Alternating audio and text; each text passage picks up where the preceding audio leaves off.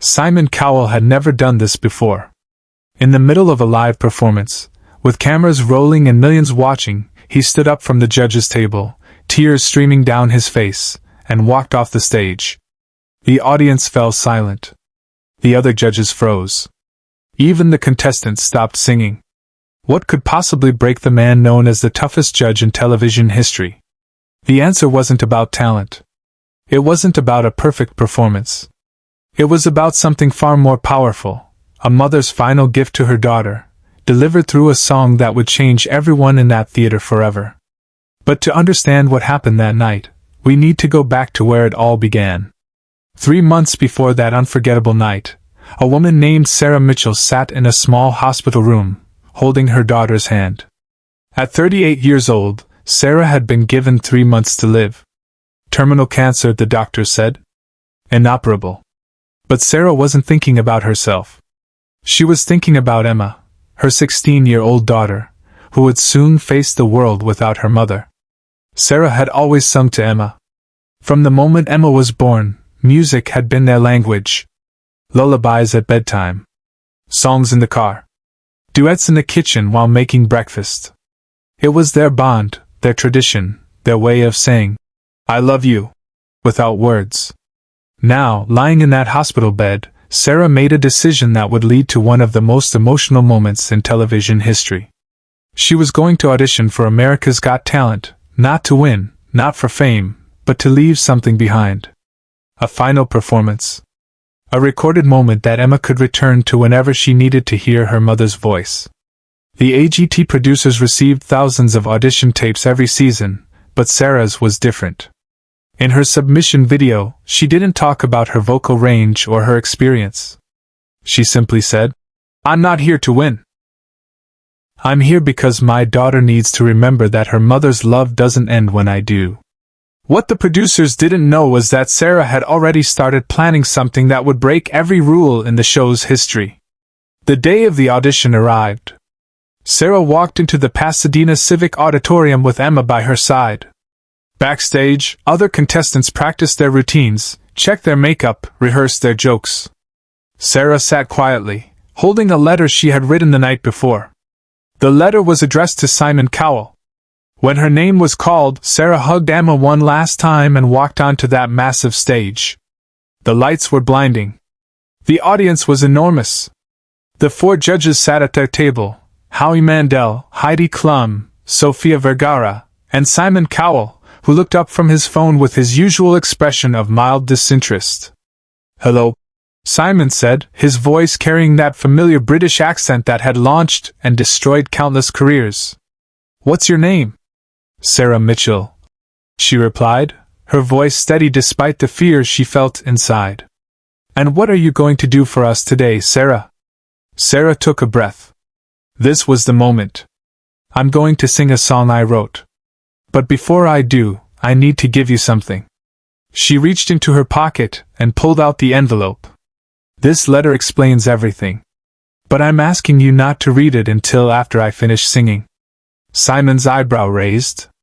In all his years on television, no one had ever handed him a letter. The audience murmured. The other judges exchanged glances. But something in Sarah's eyes, a mixture of determination and desperate hope, made Simon nod. "All right," he said, taking the envelope and placing it on the table in front of him. "Let's hear what you've got." What happened next would become the most watched clip in AGT history, shared millions of times, and remembered as the night Simon Cowell's heart broke on live television. The music started. It was simple. Just a piano, soft and melancholic. Sarah closed her eyes and began to sing. Her voice wasn't technically perfect. There were no runs, no high notes designed to impress. But there was something else, something that couldn't be taught or manufactured, pure, unfiltered emotion. The song was about a mother watching her daughter grow up. About first steps and first words. About teaching her to ride a bike and watching her go to prom. About all the moments they'd shared and all the moments that were coming, moments Sarah knew she wouldn't be there to see. As Sarah sang, something shifted in the room. The audience stopped fidgeting. The judges stopped whispering to each other. Even the cameraman, who had filmed thousands of auditions, found themselves unable to look away. Simon leaned forward, his usual critical expression softening. Heidi's hand moved to her mouth. Sophia's eyes began to glisten. And in the front row of the audience, Emma sat perfectly still, tears streaming down her face as she listened to her mother's voice fill that enormous space. Then came the bridge of the song, and Sarah's voice cracked slightly as she sang. When you need me, close your eyes. I'll be in every song, every memory, every sunrise. My love doesn't end when I go. It stays with you, wherever you flow. That's when Simon reached for the envelope. His hands were shaking slightly as he opened it and began to read. The cameras couldn't see what the letter said, but they captured every change in Simon's expression, confusion, then understanding, then something that looked like pain. The letter read, Dear Mr. Cowell, my name is Sarah Mitchell, and by the time you watch this on television, I will be gone. I have terminal cancer and approximately 2 months left to live. I'm not here to win your show. I'm here to leave my daughter Emma with one final gift, a recording of her mother singing to her one last time. This song is for her, but it's also my way of thanking you for creating a platform where people like me can preserve these moments. You don't know me, and you owe me nothing, but I'm asking you for one thing, please let this air. Please let my daughter have this to hold on to. Thank you for your time, for your honesty, and for giving people like me a stage to say goodbye. Sarah Mitchell. Simon lowered the letter, his jaw tight, his eyes locked on Sarah as she sang the final verse. When the music stopped, the silence in that theater was absolute. No one moved. No one applauded. Everyone was frozen in that moment, processing what they had just witnessed. And then Simon Cowell did something he had never done in 20 years of television. He stood up, walked around the judges' table, and approached the stage. The cameras followed him as he climbed the steps onto the stage where Sarah stood, still holding the microphone, her chest rising and falling with emotion. The audience held its breath. The other judges looked at each other in confusion. This wasn't part of the show. This wasn't how it worked. Simon stopped a few feet from Sarah and just looked at her for a long moment. Then, in a voice barely loud enough for the microphones to catch, he said, I read your letter. Sarah nodded, unable to speak. How long do you have? Simon asked. 2 months. Maybe 3 if I'm lucky. Simon looked down, his jaw clenching as he fought to maintain his composure. Then he looked back up at Sarah, and for the first time in the history of the show, tears were visible in his eyes. I have a daughter, he said quietly. I can't imagine. His voice broke, and he stopped, shaking his head. The entire audience was now crying. Heidi had her face in her hands. Sophia was openly sobbing. Howie stood up from his chair, his usual humor completely absent. Simon turned to the audience. This woman, he said, his voice stronger now, came here not to win money, not to become famous, but to leave something behind for her daughter. She came here to say goodbye the only way she knew how, through music. He turned back to Sarah. You asked me in your letter to let this air. I'm going to do more than that. I'm going to make sure your daughter can watch this whenever she needs to hear your voice. I'm going to make sure this moment is preserved exactly as it happened. Then Simon did something else unprecedented. He walked back to the judges' table, placed his hand on the golden buzzer, and looked at Sarah. This isn't about the competition, he said. This is about making sure everyone remembers what we witnessed tonight. He pressed the button. Golden confetti rained down from the ceiling. The audience erupted in applause, every single person standing.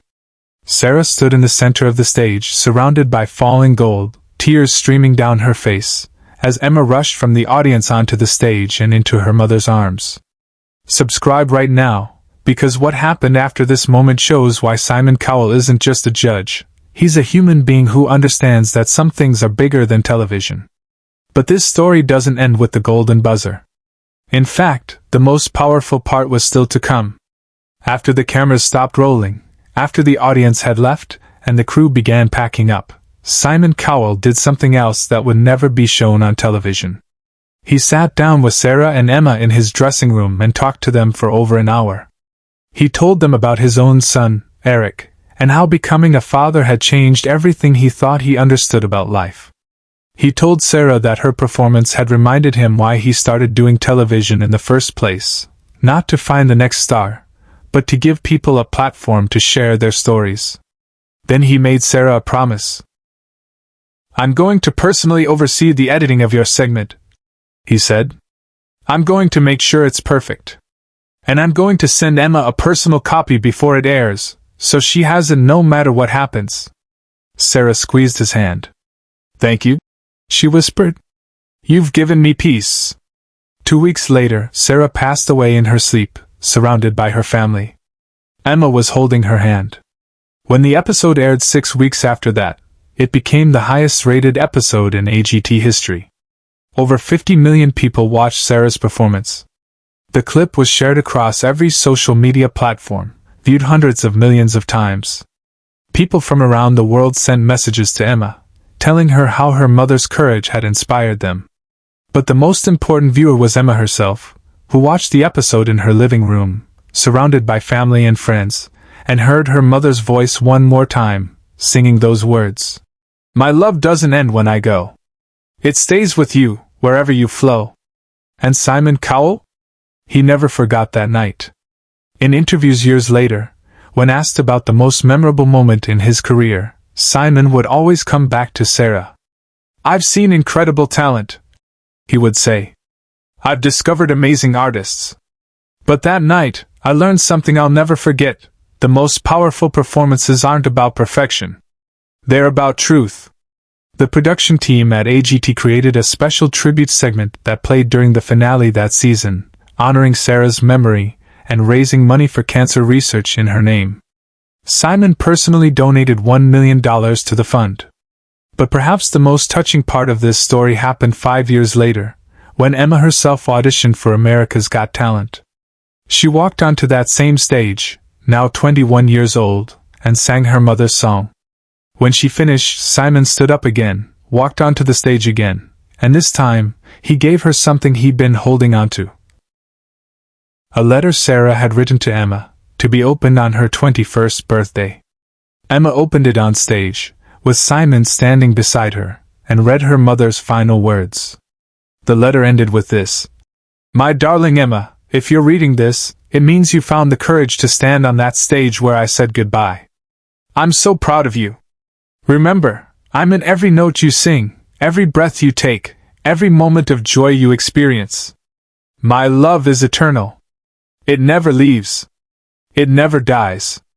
It simply changes form. I love you forever. Mom." The entire theater rose in a standing ovation that lasted 5 minutes.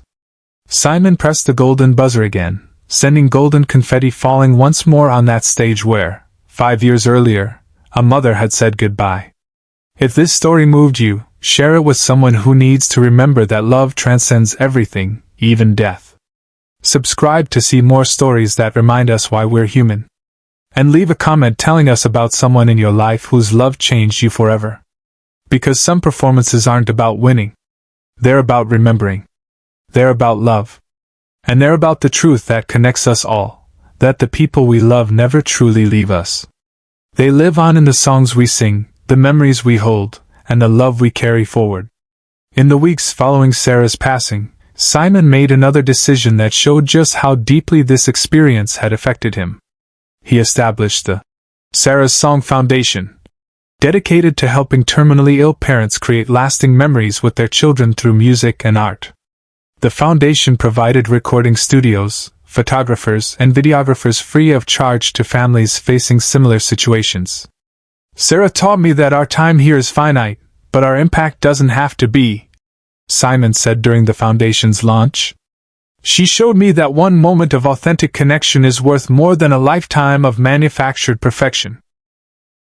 The foundation has since helped over 2,000 families preserve their final moments together, creating legacies that will outlive them all.